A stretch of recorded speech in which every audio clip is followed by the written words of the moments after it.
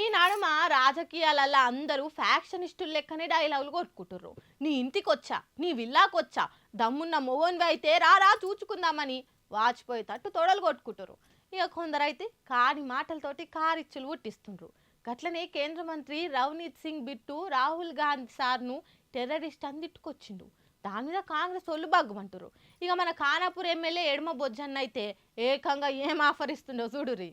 నరం లేని నాలుకే ఏదైనా మాట్లాడుతుంది అన్నట్టు ఈ నడమ కొందరు లీడరు స్థాయి మరిచి అడ్డగోలు మాటలతోని లేని లొల్లులు పెట్టుకుంటారు. బీజేపీ లీడరు కమ్ కేంద్ర మంత్రి బిట్టు సింగ్ గారు ఉండి రాహుల్ గాంధీ సార్ను ఈ నెంబర్ 8 టెర్రరిస్టు అని అనుకొచ్చిండు. అలా నాయనమ్మకు పట్టిన గతే రాహుల్ గాంధీకి పడుతుంది ఖబర్దార్ అని వార్నింగ్ ఇచ్చిండు. ఇట్లా రాహుల్ గాంధీని టెర్రరిస్ట్ అనే వరకు దేశమంతటా కాంగ్రెస్ కార్యకర్తలు సలసల మసులుతున్నారు. మా రాహుల్ గాంధీని గంత మాట అంటావా? నీ సంగతి చూస్తాం బిడ్డ, మర్యాద క్షమాపణలు చెప్పు, లేదంటే నేనేం చేస్తావో మాకే తెలియదని ఢిల్లీలో బిట్టు సింగ్ ఇంటిని ముట్టడిచ్చిర్రు. క్షమాపణలు చెప్పాలని డిమాండ్ చేసిర్రు.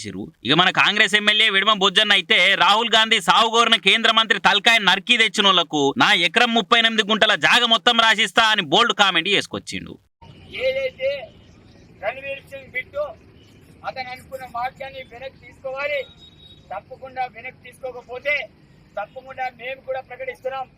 ఏజే ఖానాపూర్ శాసనసభ్యులు నేను కూడా ప్రకటిస్తున్నాను. అతని తల్లిని ఎవరైతే తీసుకొస్తారో మా నాన్న సంపాదించిన భూమి 1 ఎకరం 38 గుంటలు నేను కూడా రాసిస్తాను. ఎవరైనా తీసుకురావాలి. ఉన్నటువంటి ఆస్తి అదే, నాకున్న ఆస్తిని, మా నాన్నకున్న ఆస్తిని రాసియనని నేను కూడా ప్రకటిస్తున్నాను. మరి కేంద్ర మంత్రి రవనీత్ సింగ్ బిట్టు తలకాయ అంటే మటన్ దుకాణంలో దొరికే మేక తలకాయ తెచ్చేతందుకు రాహుల్ గాంధీ దేశ పౌరుడు కాదా? ఆయనకు మాట్లాడే హక్కు లేదా? ఉన్నమాట అంటే ఉల్కెక్కువ అన్నట్టు బీజేపీని విమర్శిస్తే గంత జంకెందుకు? టెర్రరిస్ట్ అయిపోయి రాహుల్ గాంధీ ఎవరి పానాలు తీసిండు? పెద్ద పదవుల్లో కూర్చోగానే కాదు, బుద్ధి కూడా పెద్దగానే ఉండాలని చాలా మంది నెటిజన్లు సింగ్ అన్నకు టుంగులేస్తున్నారు. ఇక